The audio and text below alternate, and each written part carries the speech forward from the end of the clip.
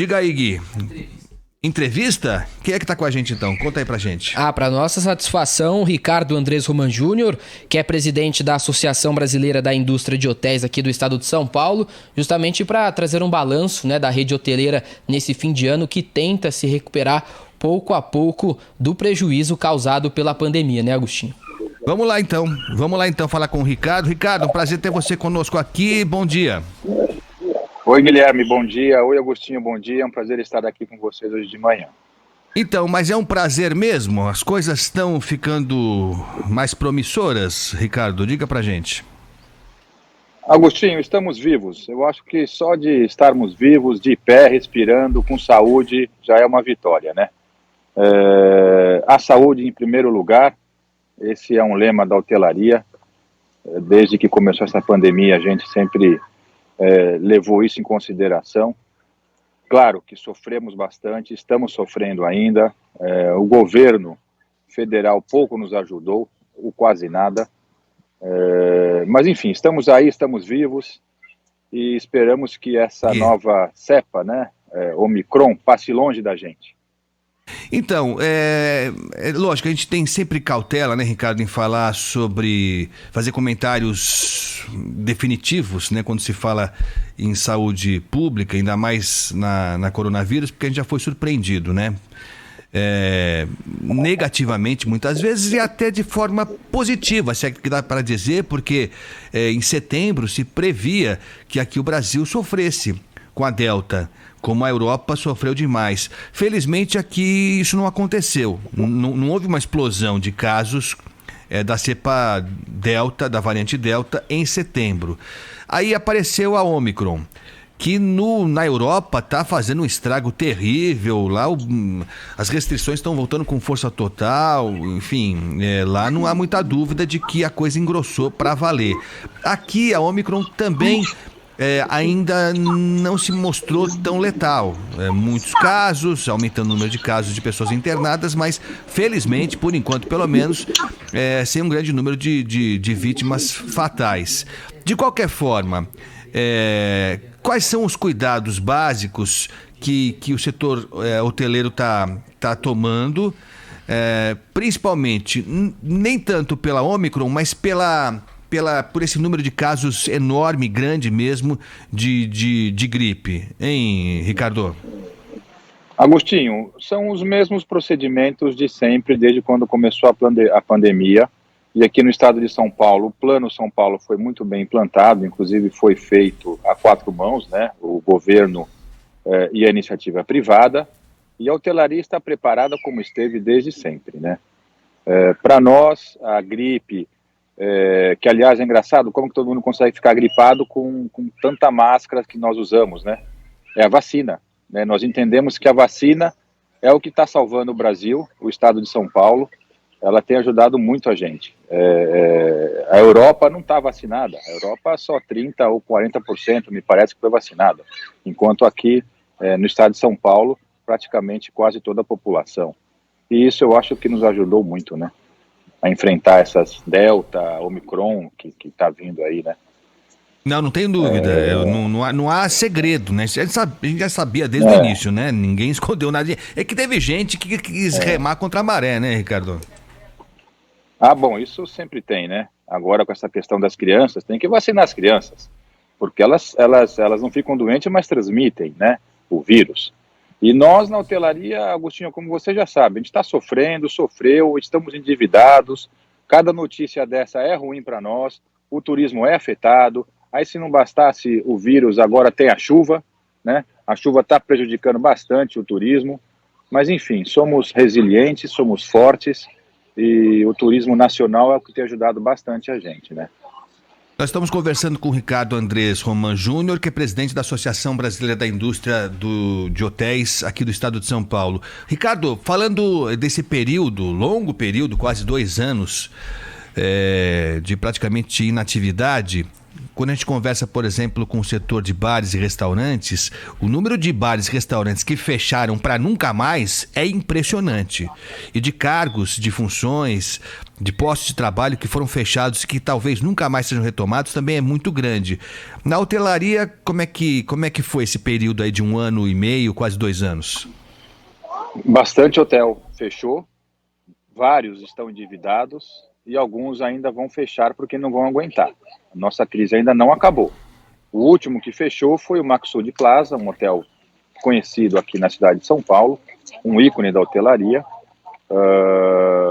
E repito para você, Agostinho, o governo federal pouco nos ajudou. Os impostos apenas foram prorrogados. O dinheiro não foi dado, foi emprestado. O Pronamp, que era para ser que era atrelado à taxa da Selic, na época estava 3%, 4%, hoje está 7%. Né? O financiamento da folha de pagamento, estamos pagando hoje aí, ó. Tem hoteleiro que paga 15, 20 mil por mês de dívida que ele fez lá atrás, só para pagar a folha de pagamento, fora o resto. Né? Então, assim, estamos sobrevivendo, repito para você, a hotelaria hoje, Réveillon, estamos com uma ocupação boa. O turismo de eventos, ele está voltando, Agostinho, tem uma demanda reprimida muito grande. Os hotéis que recebem eventos, eles estão com a agenda praticamente lotada, só que, repito, a conta ainda não está fechando, né? Tem uma situação nova que vem acontecendo no Brasil, que pode ajudar muito o turismo a nível mundial, que é a lei do cassino, que foi aprovada em regime de urgência, que vai ser votada em fevereiro. A nossa esperança é que isso venha se concretizar, que com certeza vai ajudar muito o turismo no Brasil. Aliás, indo de trás para frente, porque você falou de eventos que é importante, mas falando do cassino, tem hotel que já está prontinho, né, Ricardo? Se aprovar, já está com tudo, a roleta, a mesa, o baccará, o blackjack, tudo na mão, né, Ricardo? Hotel, isso eu não sei direito não, viu, Agostinho? Tem, te garanto que tem. Depois fora do ar eu te passo os endereços. Tá certo, mas veja só, quando for aprovada, essa é uma lei bem específica, está muito bem controlada e está sendo muito bem elaborada. Apenas os estados que vão receber apenas 1 ou 2 equipamentos, é uma coisa que realmente não faz sentido não ter no Brasil hoje. O Brasil, eu acho que é o único país do mundo não muçulmano a não ter uma lei que controle os cassinos, né? Porque isso atrai, não é só o jogo, né? É eventos, é shows, é uma infinidade de atrações que isso só vem a melhorar o turismo no Brasil, né?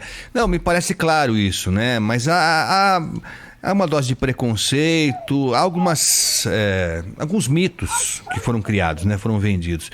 E você falou o Brasil é talvez o único país não muçulmano que não tem cassino, né? Mas a gente não é muçulmano, mas a gente sabe que a religião tem uma interferência, acho que cada vez maior na vida política brasileira. Últimos eventos, acontecimentos têm mostrado que há uma preocupação de atender não só interesses políticos, mas interesses de fatias, né, de igrejas, enfim, de setores da religião aí, das várias religiões que existem no Brasil. Você não acha que essa mistura do que é político e do que são conceitos e preceitos religiosos que hoje existe muito fortemente no Brasil pode emperrar esse processo de volta dos cassinos, Ricardo? Agostinho, eu acho que isso faz parte do nosso dia a dia. Esclarecer, deixar claro quais são os benefícios, a geração de renda que vai trazer, o turismo internacional que vai voltar a ser aquecido aqui no Brasil. Eu acho que tudo é uma questão de fazer política e explicar para todos os benefícios. Claro que tudo que tem seu lado bom tem seu lado ruim, mas é só uma questão de fazer política mesmo e explicar os benefícios que o Brasil vai ganhar tendo cassinos aqui, né, no nosso país. Hoje, Las Vegas, só para sua informação, por exemplo, né, vou dar um exemplo para você, Las Vegas, que é uma cidade conhecida, né, de ter cassinos, hoje os jogos representam apenas 10% do turismo na cidade. Para você entender que tem um certo mito mesmo, como você mesmo disse, em torno desse tema. E vocês têm números, previsões de quantas pessoas seriam contratadas, quanto giraria, enfim, a economia? Porque você criando esse fato novo, não é só o cassino em si, né? Não é só o dinheiro que rola no cassino. É tudo que vem junto, né? São outros fornecedores, serviços que também são dinamizados com tudo isso. Vocês têm esses números, previsões de quanto isso representaria em crescimento da economia e de criação de empregos? Olha, nós temos hoje, para você ter uma ideia, no estado de São Paulo, a hotelaria emprega em torno de 100 mil colaboradores diretos e indireto mais de 1 milhão. Com os cassinos, a nossa estimativa, é uma previsão, ainda depende de como vai ser aprovada a lei, é que isso venha aumentar em torno de 30% a 40%. Mas o mais importante, além disso, é as divisas que nós iremos receber dos turistas estrangeiros, né? O país hoje, o Brasil hoje, é um país que recebe muito pouco turista estrangeiro, Agostinho. Nós recebemos menos que uma torre que tem lá na Europa por ano. O Brasil hoje recebe em torno aí de 6 milhões de turistas estrangeiros. Isso não é nada perto do nosso tamanho. A Jamaica, que é do tamanho do Rio de Janeiro, recebe muito mais que isso, né, de turista internacional. Então isso tem que mudar, né? A Embratur precisa fazer o seu papel, né? Esse é um outro ponto que a gente tem que prestar muita atenção. Cadê a Embratur promovendo o Brasil? Não virou uma agência de promoção? Nós precisamos que ela volte com tudo. Ela é uma agência, a ideia é boa, contanto que funcione e traga retorno, né, Agostinho? Aliás, como regra, isso não é de hoje. A imagem que chega do Brasil lá fora não é essa imagem que a Embratur deveria divulgar. E aí não é inventar, né? Fazer historinha, novelinha, é mostrar o que nós temos mesmo, né? Óbvio, dá para melhorar, tudo dá para melhorar, mas não chega ao lado positivo do Brasil lá fora e só chega notícia ruim, né? E convenhamos, esse atual governo, ele tem se notabilizado por criar fatos ruins. Joga contra a toda hora, em qualquer momento joga contra. E aí realmente não dá para esperar que o Brasil seja o primeiro roteiro turístico de quem está na Europa, ou na Ásia, ou fora do país, né, Ricardo? Principalmente quando o turismo não é levado a sério, né, Agostinho? Você, hoje, aqui no Brasil, o agronegócio, por exemplo, você fala, mas o agronegócio representa tantos por cento do PIB brasileiro, eles são muito grandes. Se eu te falar que o turismo é maior, você acredita? Acredito, lógico. Que o turismo não é organizado. Nós não somos organizados. Nós temos várias entidades, nós movimentamos navios, aeroportos, qualquer viagem, qualquer evento que você faz numa outra cidade, um evento de caminhoneiro, sabe para onde vai o resultado? Para o agronegócio, mas não é, isso é turismo. Né? Hoje a aviação brasileira gasta muito em querosene, 40% do custo, em torno de 40% do custo de uma companhia aérea brasileira é com gasolina, com querosene. Isso é um absurdo. Metade disso é imposto. Né? Então, quando o turismo no Brasil for realmente, né, levado a sério e os políticos e os empresários entenderem que para você aumentar o fluxo de turistas, você precisa fazer promoção, precisa tratar o país como uma empresa, que sem promoção você não vende, a gente vai continuar na mesma. O Brasil, com 8 mil quilômetros de praia, não recebendo quase nenhum turista, né? Nós estamos conversando com o presidente da Associação Brasileira da Indústria de Hotéis, aqui do estado de São Paulo, Ricardo Andrés Roman Júnior. Agora falando do turista, nacional, né? Porque o nacional também é alvo de vocês, né? Tanto faz, é lógico, se o cidadão gastar em euro, né? Tanto melhor, né? Em dólar. Mas o real também já resolve bastante. É muito caro, né? Hotel aqui no Brasil. Ou eu tô enganado? Porque eu não sei, você vai fazer uma viagem de julho aí, de um final de ano, aí você fica pensando. Você faz uns cálculos aqui, Ricardo. É lógico que não é só o hotel que pesa, né? Talvez eu esteja sendo injusto com a hotelaria, mas é caro para você se hospedar no Nordeste, por exemplo. Vale mais a pena você pegar um hotelzinho na Argentina do que aqui no Nordeste brasileiro. Eu estou exagerando ou é verdade isso, Ricardo? Não são os hotéis que são caros, somos nós que estamos mais pobres. É o nosso dinheiro que está valendo Dá quase menos. na mesma, né, Ricardo? Dá quase na mesma. O hotel não pode baixar um pouco, já que a gente está ganhando menos? Não dá. Por que nós somos mais pobres? Por que a gente ganha menos? Porque a gente paga mais imposto. Né? Os insumos, a água sobe, a luz sobe, a gasolina sobe, sabe? Toda hora inventa um imposto novo, enquanto isso você não consegue aumentar a diária, porque você está ganhando menos. Hoje você está com uma inflação de 10%.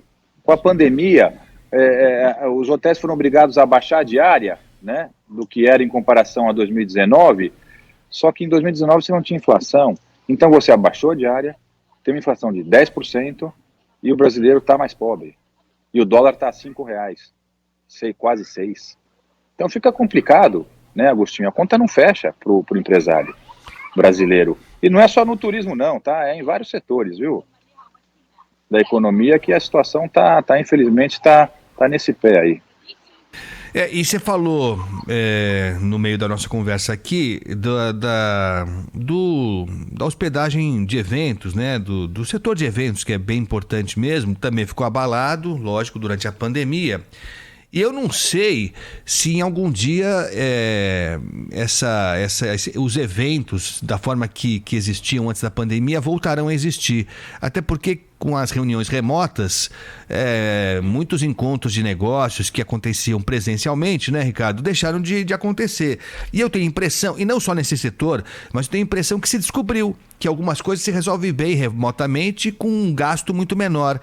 Você acha que essa possibilidade das reuniões, dos eventos feitos à distância, pode causar um prejuízo, digamos, duradouro, talvez até eterno para a hotelaria ou não? Sim, Agostinho, essa tua dúvida ela é pertinente sim, tá? Inclusive, outro dia saiu uma matéria na Exame falando que o Bill Gates soltou uma notícia dizendo que o metaverso, essa coisa da realidade virtual, vai fazer com que as pessoas façam reuniões agora né, no mundo virtual. Então isso vai piorar um pouco mais. Porém, o quadro que se tem desenhado é um pouco diferente, tá? Quando você fala de evento, é aquele congresso, né, aquela reunião, aquele encontro, é o aleatório, é o aprendizado. Isso não vai acabar, isso não vai diminuir. Agora, as reuniões, por exemplo, se você é um advogado, tem uma reunião numa cidade com o seu cliente, você tem que pegar seu carro e ir lá dormir. Isso sim, talvez diminua um pouco, vai diminuir, porque nós acostumamos. Olha só, eu estou dando uma entrevista aqui com você via Skype. Se eu te falar onde eu estou, você não vai acreditar. Fala para mim onde você está. Eu estou na África do Sul, em Cape Town. Eu vim Sério? aqui dar um oi pro Omicron. Sério? Eu tenho familiares aqui, eu vim visitá-los. Cadê sua máscara? Tá aqui, ó. Tá aqui no meu bolso, que eu tô no jardim. Tá aqui, ó. Então tá bom. Você escolheu um roteiro bem legal para esse período, né, da nossa existência. Eu tenho familiares aqui, então tá tudo bem. Aqui o Omicron tá normal, viu? Aqui o problema é igual ao da Europa. Aqui só 30% foi vacinado. Não, é isso. Aqui a religião deles é contra a vacina, né? Não, aliás, não sou eu que estou dizendo, já há quase um consenso de que foi uma grande injustiça dizer que o Ômicron surgiu na África e atribuíram, enfim, a talvez o descaso das autoridades sul-africanas, enfim. Na verdade, a África, todo mundo sabe, foi relegada, né? Os países poderosos compraram 10 vezes o que precisavam de vacina, não distribuíram coisa nenhuma, acharam que pandemia, assim, eu resolvo o meu, o resto que se lixe, quando não é verdade, né? Muito pelo contrário. E na verdade, a África do Sul, as autoridades sul-africanas, foram as que alertaram para a existência dessa nova variante, que já existia, hoje já se sabe, já tinha surgido, inclusive, já estava provocando vítimas na Europa, né? Então, vamos dizer o que é verdade. Na realidade, a África é muito mais vítima do que algoz nesse caso, né, Ricardo? Eles que descobriram, porque eles têm aqui um bom centro médico, né? Excelentes pesquisadores e cientistas. Agora o problema é esse, eles não se vacinam aqui. A religião não permite, Agostinho. Então, É igual na Europa. esse é um problema seríssimo, esse é um problema sério. Que, aliás, no Brasil, felizmente, se há alguma coisa para nos alentar um pouco, é isso, né? No Brasil, o brasileiro quer se vacinar, como regra. E a gente sabe fazer vacina, a gente sabe fazer programa de vacinação. Se todo mundo ajudasse um pouquinho, seria... A população, né, quer se vacinar agora, e o governo... Se não é o governo do estado de São Paulo, eu vou te falar uma coisa, né? Não, é verdade, é verdade. O governo do estado de São Paulo, que tem lá suas mazelas também, como todos, mas foi se não fosse o governo de São Paulo, talvez, eu nem sei quando é que teria começado a vacinação no país, né? Isso é verdade.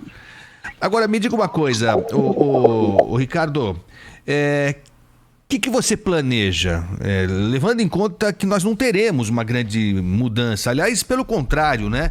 Nós temos um ano agora que começa... com algo que sempre costuma mexer, e nem sempre de forma positiva, com a nossa economia, que são as eleições, né? São as eleições. Eleição no Brasil para a área da hotelaria é bom ou não é bom? Eu imagino que eventos vão acontecer, são fatos relevantes que podem fazer com que a ocupação de hotéis seja maior do que num ano sem eleição. Mas, de outro lado também, a política meio que para, né? Não dá para você esperar nenhuma grande novidade em nenhuma área num período de eleição. O que você imagina para 2022? Agostinho, levando em consideração a pandemia, tá? Não sei se você lembra, a segunda onda veio após as eleições. Sim. O governo segurou. Assim que acabou as eleições, estourou com a pandemia, estourou com a segunda onda. Então a preocupação que nós temos é essa, né? Até onde essas eleições que vão acontecer no meio do ano vão prejudicar com relação à pandemia. Vamos ver. Que atrapalha o turismo, atrapalha, né, Agostinho? Isso daí não tenha dúvida, que para o país, para. Só que isso faz parte da democracia também. Então a gente entende isso. Estamos acostumados já, né? Agora, o Ricardo, a gente tem algumas cidades que vão manter, talvez não na normalidade, mas de alguma forma, algum evento de passagem de ano. Outras que não, que se suspenderam completamente. Muitas que suspenderam completamente, também está claro que não foi por tanta consciência em relação à pandemia. Foi porque está muito caro você fazer um evento de porte grande e as prefeituras estão quebradas. Então algumas delas aproveitaram para falar, não vou fazer Réveillon porque, enfim, aí já evita todos os problemas possíveis. Mas outras estão mantendo. Ontem nós conversamos aqui com a prefeita de Praia Grande, que até o momento é a única cidade do litoral sul aqui de São Paulo que vai ter queima de fogos, pretende reunir 1.200.000 pessoas, até mais que isso, na faixa de areia no Réveillon. Lógico que para os hotéis de lá deve tá bem legal. O Rio de Janeiro também vai ter, não aquele evento grandioso em Copacabana como todos os anos nós tínhamos, mas vai haver, não está proibido nenhuma reunião, enfim. Há uma ordem geral dos hotéis, todos eles vão exigir os mesmos protocolos, máscara, passaporte da vacina. Como é que está funcionando isso, hein, Ricardo? Olha só, vamos lá, você fez duas perguntas, né? Vamos falar dos fogos, tá? Os fogos de artifício, Réveillon, festa, carnaval, todo grande evento, Agostinho, quando ele é cancelado, prejudica a hotelaria, prejudica o turismo, tá? Mesmo na cidade de São Paulo, como nas cidades turísticas. Fogos de artifício, quem tem que pagar, eu entendo que é a iniciativa privada. Por que o poder público tem que pagar? Né? Tem muito dinheiro privado aí. Então, que se faça patrocínio e que eles que paguem, as empresas que paguem. Os empresários têm condições de fazer propaganda e fazer queima de fogos, porque queimar fogos é queimar dinheiro. É bonito, atrai turista. Tá bom, ok, combinado. Agora, por que a prefeitura que tem que fazer? Agora, com a pandemia, claro que se evita aglomeração, é melhor por conta da disseminação do vírus e com esse novo aí que ninguém sabe direito, né, o que é que vai acontecer. A segunda pergunta que você fez é sobre os protocolos. Sim, nós estamos mantendo, ainda está dentro do Plano São Paulo, ainda estamos em pandemia, os protocolos estão aí, e vou te dizer mais, tá, Agostinho? Quando acabar a pandemia, porque uma hora acaba, né? Tomara, né? Tomara. Uma hora tem que acabar. porque tem muito exagero aí também, tá? Tem muito exagero aí que nós entendemos, mas tudo bem, isso é um pouco polêmico. Você acha que tem exagero? Ô, Augustinho, a gripe, não está todo mundo gripado? Não todo mundo, mas olha, bastante gente, viu? Se eu citar aqui os que eu conheço aqui, então, tem um monte, hein? Todo mundo não foi vacinado da gripe? Todo mundo foi, tá esse máscara? É o problema. Não, esse é o problema. Esse é um dos problemas, né? Pois é. Então, se a população se vacina e toma e usa máscara, acredito que vai diminuir essas pandemias, né? Esses vírus. Sim. Né? Mas os hotéis, sim, Agostinho, nós estamos com protocolos. E o que eu estava dizendo, quando acabar a pandemia, vai acabar, hein?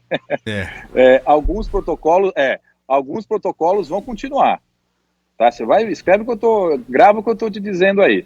Ricardo, acabou a pandemia, o que ficou? Alguma coisa vai ficar, com certeza. O que você acha que vai ficar?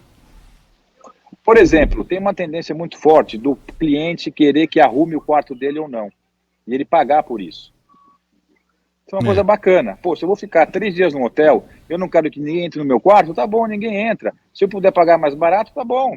Me cobre, vai, não sei. Minha filha no quarto dela já tá adotando essa prática, viu? A minha filha. No quarto dela, assim, ela já abriu mão de... Mas você acha que isso é uma tendência? Olha, isso é uma tendência, que tem redes de hotéis adotando isso. Tá. Né? Hoje, quando você reserva uma passagem de avião, você não paga para comer, não paga para sentar, não paga para ter serviços extras. É o que está acontecendo na hotelaria. Aos poucos isso vai acontecer. Mas aí como eu sou escaldado, eu não sou criança, o que acontece? Você fala assim, não, então não vai arrumar o quarto, não vai ter café da manhã, não vai não sei o que lá.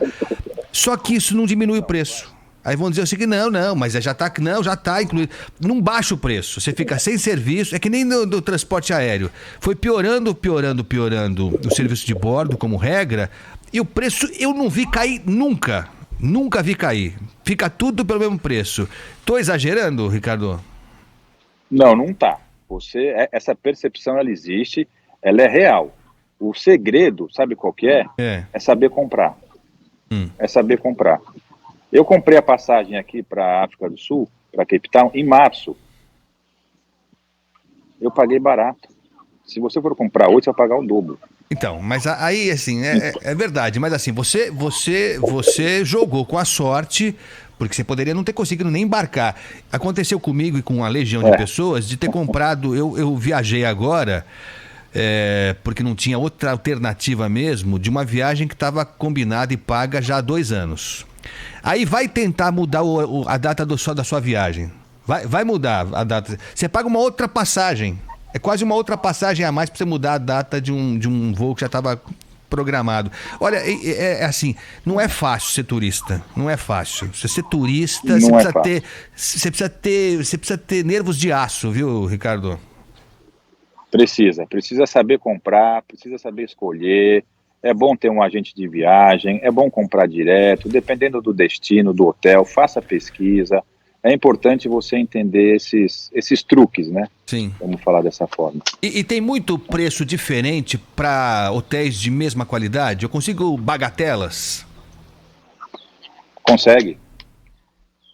Porque se esse hotel está lotado, e só tem 5 apartamentos, esses 5 vai ser mais caro do que o outro hotel que está com uma ocupação mais baixa. É igual ao avião. Conforme a ocupação vai aumentando, a tarifa vai subindo. Isso chama Revenue Management, que é o que os hotéis praticam, igual às companhias aéreas. Né? Nós estamos Por isso que quanto mais cedo... Desculpa, fala, Ricardo. Por isso que quanto mais cedo você comprar, você consegue um preço melhor. E hoje em dia, com a pandemia, vários hotéis estão com política de cancelamento de última hora, tá? Isso é um outro fator que veio para ficar, tá, Agostinho? Que é essa flexibilidade na tarifa. Sei. Tá? Agora, isso não... os hotéis não contabilizam isso já com prejuízo e acrescentam? É aquela coisa de já imaginar que pode haver desistência, então deixa eu já aproveitar e tirar um pouquinho mais de cada um que faz a reserva ou não? Claro, Agostinho, nós somos uma empresa, a gente visa lucro, porque senão, para que nós existimos? Tudo bem, fazemos o que gostamos, só que precisamos dar lucro. Temos acionistas, temos sócios, temos o governo para pagar, temos funcionários, né? É natural. Então, Ricardo, mas aí não é uma preocupação de tentar cativar uma fatia maior da população? Porque as pessoas estão mais pobres, né? Nós temos números atuais de 13 milhões de desempregados no Brasil. Fora o subempregado, fora aquele que faz bico, fora o cara que dirige um Uber, enfim, aquelas coisas todas. A hotelaria, o turismo como um todo, não busca alcançar outras fatias da população? Não vale a pena baixar um pouco mais? Você perde no varejo, mas ganha no atacado? Com certeza, nós já praticamos isso, Agostinho. Para você ter uma ideia, nós hoje estamos 30%, as tarifas, né, a diária média hoje na hotelaria está 30% mais baixa que em 2019, principalmente no turismo corporativo, né, que está bem aquém do que estava antes da pandemia. Então a gente sempre busca isso, né? É oferta e demanda, né, Agostinho? Sim. Tem isso também que você temos que levar em consideração, né? Quando a oferta está alta. Esse negócio de oferta e demanda não é que eu seja contra o capitalismo, não. Às vezes sou, mas é que é o seguinte, a oferta e demanda é o seguinte: quando eu não preciso do serviço, ele está barato. Quando eu preciso do serviço, ele fica caro e inacessível. É mais ou menos isso, não é não? É bem por aí. Faz parte do jogo, Ricardo, a gente está conversando com o Ricardo Andrés Roman Júnior, que é presidente da Associação Brasileira da Indústria de Hotéis aqui do estado de São Paulo. Só para a gente encerrar essa nossa conversa, para você aproveitar a África do Sul, ano que vem está tudo em aberto, né? Pode acontecer tudo, como pode acontecer nada também. Carnaval, por exemplo. Aqui em São Paulo está programado o carnaval. Vai ter carnaval. Só que pode não ter também. Como é que se trabalha numa realidade dessa? Aumentando e abaixando o preço, conforme a demanda, oferta e demanda. Não tem jeito. Flexibilidade. Planejamento a cada 2, 3 meses. Não tem mais como você fazer. Já não tinha antes da pandemia nesse país aqui, né, Agostinho? Você fazer um planejamento que durasse mais do que 2, 3 anos, né? Cada dia é uma novidade, né? Impeachment, inflação, enfim. Agora com a pandemia, então, a cada 3 meses, olha como é que está a situação, avalia, vê a demanda, vê o vírus, vê as vacinas, e assim a gente vai levando. Ser empresário no Brasil é que nem construir um avião, que você pula num precipício e constrói um avião no meio do caminho. Ser empresário aqui é assim. Ser empresário é assim, ser motorista de Uber é assim, ser entregador do iFood é assim. Estamos no mesmo barco e sem o comandante, viu? Aperte os cintos. Ricardo, foi um prazer falar com você. Você vai fazer o quê? Se você puder falar, lógico, né? Não quero também invadir a sua privacidade. Você vai fazer o quê na África do Sul hoje? Hoje eu estou com a minha família. Nós estamos aqui, viemos almoçar numa vinícola e vamos voltar para ficar em casa com a família. Tem aqui tem a lei. Aqui você não pode estar depois da meia-noite na rua. Nós estamos na casa de familiares, né? As irmãs da minha esposa moram aqui. E você vai passar o Réveillon aí? Tem queima de fogos aí? Como é que faz? Não tem nada disso. Tem nada disso? Todo mundo em casa. Não. O cara é o presidente da Associação dos Hotéis, vai para um lugar que não pode ter nada, vai entender. Não, nada, não pode ter nada. E quase que eu não venho, viu? Tá bom, Ricardo. Bom final de ano para você e bom Réveillon. E sorte para todos nós. Se Deus quiser. Obrigado e foi ótima entrevista, viu, Agostinho? Eu adorei também. Muito obrigado. Um abraço, obrigado. Outro grande.